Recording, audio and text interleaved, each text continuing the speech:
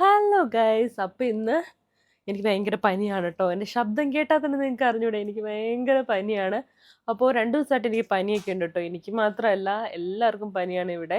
കുഞ്ഞു വാവയ്ക്ക് വരെയും പനിയാണ്. അപ്പം ഞാൻ വിചാരിച്ചു ഞാൻ ഉണ്ടാക്കുന്ന ഒരു ചുക്ക് കാപ്പി നിങ്ങളെയും കൂടി കാണിച്ചു തരാം. എന്നാൽ ഞാൻ സാധാരണ ഹോസ്പിറ്റലൊന്നും പോകാറില്ല കേട്ടോ. ഇങ്ങനെ ചുക്ക് കാപ്പിയൊക്കെ ഒന്ന് ഉണ്ടാക്കി കുടിച്ച് നോക്കും.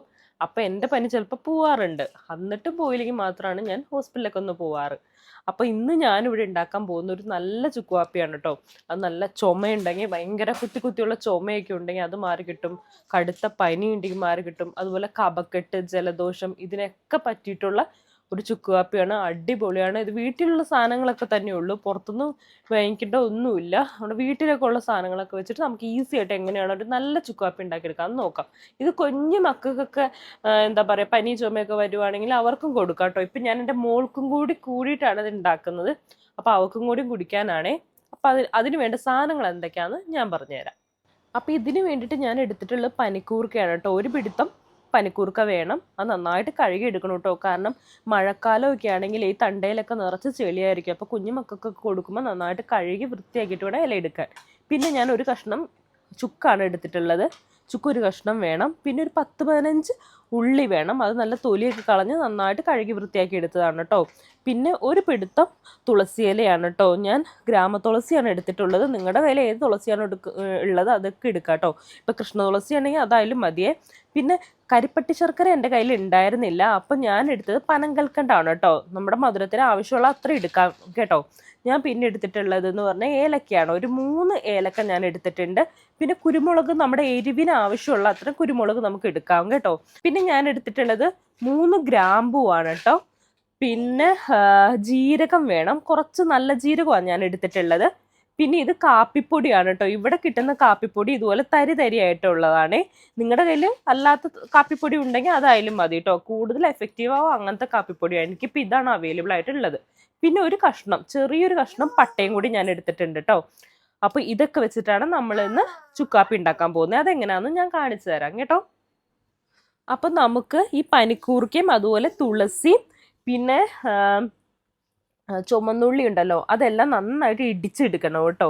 ഒന്ന് ഇടിച്ച് ചതച്ചെടുത്താൽ മതി. ഒരുപാട് അങ്ങ് ഭയങ്കരമായിട്ട് അങ്ങ് അരച്ചെടുക്കണ്ട. ഇതൊന്ന് ജസ്റ്റ് ഞാൻ ചതച്ചിട്ട് വരാവേ.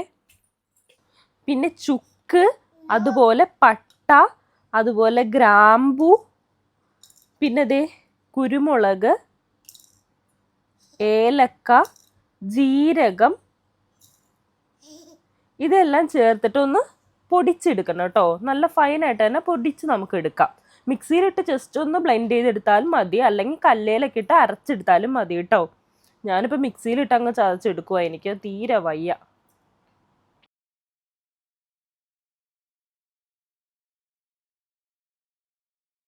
ഞാനപ്പോഴേ ഈ പൊടിയാക്കിയതാട്ടോ ഇതെല്ലാം.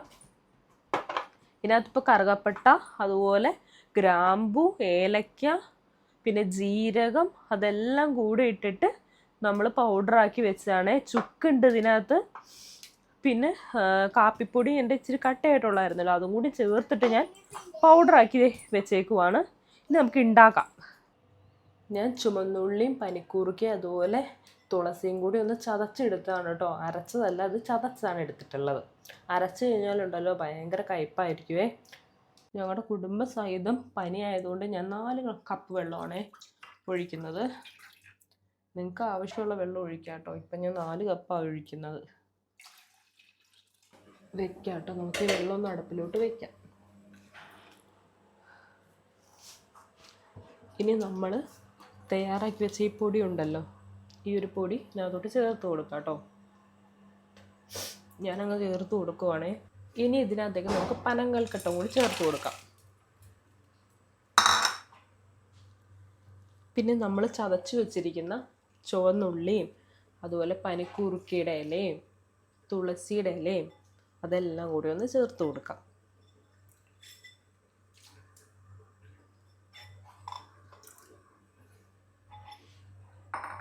ഇനി അത് അവിടെ കിടന്ന് നല്ലതായിട്ടൊന്ന് വെട്ടിത്തിളക്കട്ടെ കേട്ടോ. അതുവരെ നമുക്കൊന്ന് വെയിറ്റ് ചെയ്യാവേ.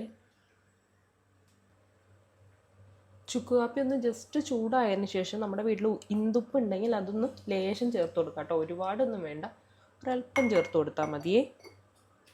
പിന്നെ ലേശം മഞ്ഞൾപ്പൊടിയും കൂടി ചേർത്ത് കൊടുക്കണം.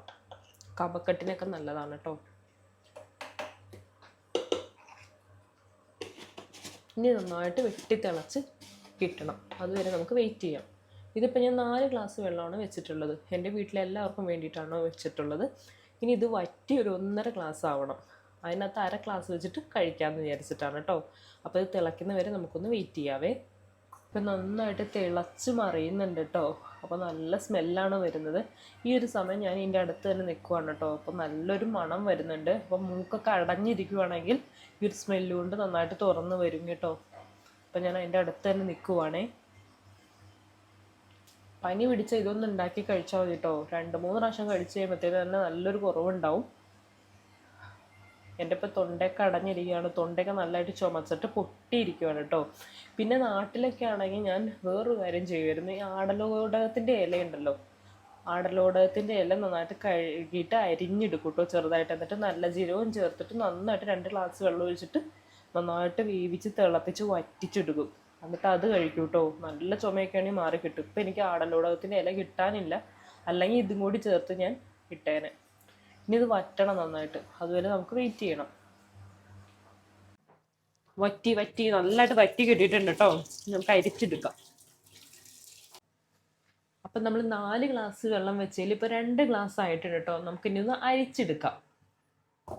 അപ്പം എൻ്റെ കയ്യിൽ വേറെ വലിയ പാത്രമൊന്നും ഇല്ലാത്തതുകൊണ്ട് ഞാൻ കുക്കറാണ് കേട്ടോ എടുത്തത്. നമുക്ക് അരിച്ചെടുക്കാം. സൂക്ഷിച്ച് അരിച്ചൊക്കെ എടുക്കണേ, കൈയൊന്നും പൊള്ളിക്കരുത് ആരും. അപ്പം നമ്മുടെ കൊച്ചുള്ളിയൊക്കെ നന്നായിട്ട് വെന്ത് ഒക്കെ കെട്ടിയിട്ടുണ്ട് കേട്ടോ. ഇതൊന്നും നമുക്ക് വേണ്ട, അതൊക്കെ നമുക്ക് അരിച്ച് മാറ്റാം. അപ്പം ഞാൻ ദേ ഇങ്ങനെ ഒരു സ്പൂണൊക്കെ വെച്ച് കുത്തി കൊടുക്കുകയാണ് കേട്ടോ. ശരിക്കും അരിച്ചെടുക്കണം ഇത്. ഈ ഉള്ളിയിൽ നിന്നൊക്കെ ശരിക്കും നീരെടുക്കണേ. ഞാനിപ്പോൾ നിങ്ങളെ കാണിച്ചു തരാൻ വേണ്ടിയിട്ടോ ഇതിനകത്തോട്ട് തന്നെ അരിച്ചൊഴിച്ച്. ഞാൻ നേരത്തെ ഇത്ര എടുത്തിട്ടുണ്ടായിരുന്നു. നേരെ 2 ഗ്ലാസ് വറ്റി 2 ഗ്ലാസ് ആയിട്ടുണ്ട് കേട്ടോ. ഇനി ഒരു കപ്പിലോട്ട് നമുക്ക് പകർത്തിയെടുക്കാം. ചെറിയ കരടൊക്കെ അടിയിലുണ്ട് കേട്ടോ, അതൊന്നും നോക്കണ്ട. നമ്മൾ കുറച്ചേരം ഇങ്ങനെ പാത്രത്തിൽ വെച്ച് കഴിയുമ്പോൾ ഇങ്ങനെ അടിയിലിട്ട് ഇതായിക്കോളും. ഇതിപ്പോൾ ഈ ഒരു കളറിലാട്ടോ എനിക്ക് കിട്ടിയിട്ടുള്ളത്. ചെറിയൊരു പച്ച കളറും കൂടി ഉണ്ട്. അതിപ്പോൾ ക്യാമറയിൽ എത്രമാത്രം കാണാൻ പറ്റുമെന്ന് എനിക്കറിയത്തില്ല. ഇനി ഒന്ന് ചൂടാറ്റി നമുക്ക് കുടിക്കാം. അപ്പം ഞാനിവിടെ ചുക്ക് കാപ്പിക്ക് ഉണ്ടാക്കി ഒന്ന് കുടിക്കുവാണ് കേട്ടോ. ഇങ്ങനെ ചൂട് ഊതി കുടിക്കുവാണെങ്കിൽ നിങ്ങളുടെ മൂക്കൊക്കെ അടഞ്ഞിരിക്കുവാണെങ്കിൽ അതെല്ലാം റെഡിയാവും കേട്ടോ. അപ്പോൾ ഈ ആവിയൊക്കെ തട്ടിയിട്ടേ, പിന്നെ പനിയൊക്കെ ആണെങ്കിൽ ഒന്ന് ആവിയും കൂടി പിടിക്കുവാണെങ്കിൽ നല്ലതാ. പനിക്കൂർക്കയുടെ തുളസിയുടെ ഇല വെച്ചിട്ട് വെള്ളം തിളപ്പിച്ച് ആവി പിടിച്ചാൽ മതി കേട്ടോ. പിന്നെ മാത്രമല്ല ഇതിനകത്ത് ചുക്കൊക്കെ ഇട്ടതുകൊണ്ടേ നിങ്ങൾ വെറും വയറ്റിൽ ഇത് ഒരിക്കലും കുടിക്കരുത് കേട്ടോ. എന്തെങ്കിലുമൊക്കെ കഴിച്ചിട്ട് കഴിക്കുക. അല്ലെങ്കിൽ നെഞ്ചിരിച്ചിലും അതുപോലെ വയറിനൊക്കെ നല്ല എരിച്ചിലുണ്ടാവും. കുരുമുളകും ചുക്കൊക്കെ ഇല്ലേ നമ്മൾ ഇതിനകത്ത് ചേർത്തിട്ടുള്ളത്. പിന്നെ മധുരം ഭയങ്കരമായിട്ട് കുറച്ചിടരുതേ. കുറച്ച് മധുരം മുകളിൽ നിൽക്കാൻ വേണ്ടി തന്നെ ഉണ്ടാക്കി കഴിക്കണം. അല്ലെങ്കിൽ ഭയങ്കര കയ്പായിട്ട് നിങ്ങൾക്ക് കഴിക്കാൻ പറ്റത്തില്ല ഇത്. ഞാനിപ്പോൾ എൻ്റെ ഒരു പാകത്തിനാണ് മധുരം എടുത്തത്. പിന്നെ പഞ്ചസാര ഒട്ടും ഉപയോഗിക്കരുത് കേട്ടോ. ഒന്നെങ്കിൽ കരിപ്പട്ടി ശർക്കര ഉപയോഗിക്കാം, അതല്ലെങ്കിൽ പനങ്കൽക്കണ്ടം ഉണ്ടല്ലോ, അത് ഞാൻ പനങ്കൽക്കണ്ടമാണ് ഉപയോഗിച്ചത്. എൻ്റെ ശബ്ദം വല്ലാണ്ട് അടഞ്ഞിരിക്കുന്നു അല്ലേ. അപ്പം ഇന്നത്തെ വീഡിയോ ഇത്രയൊക്കെ തന്നെ ഉള്ളൂ കേട്ടോ. അപ്പം എൻ്റെ ഈ വയ്യായിയൊക്കെ മാറിയിട്ട് പുതിയൊരു അടിപൊളി വീഡിയോ ആയിട്ട് നമുക്ക് വീണ്ടും കാണാം. അപ്പം എൻ്റെ അപ്പത്തേക്കും എൻ്റെ തൊണ്ടയൊക്കെ റെഡി ആവുമെന്ന് എനിക്ക് തോന്നുന്നു. അപ്പോൾ പുതിയൊരു വീഡിയോ ആയിട്ട് വരുന്നവരെ tata bye bye. Okay, see U.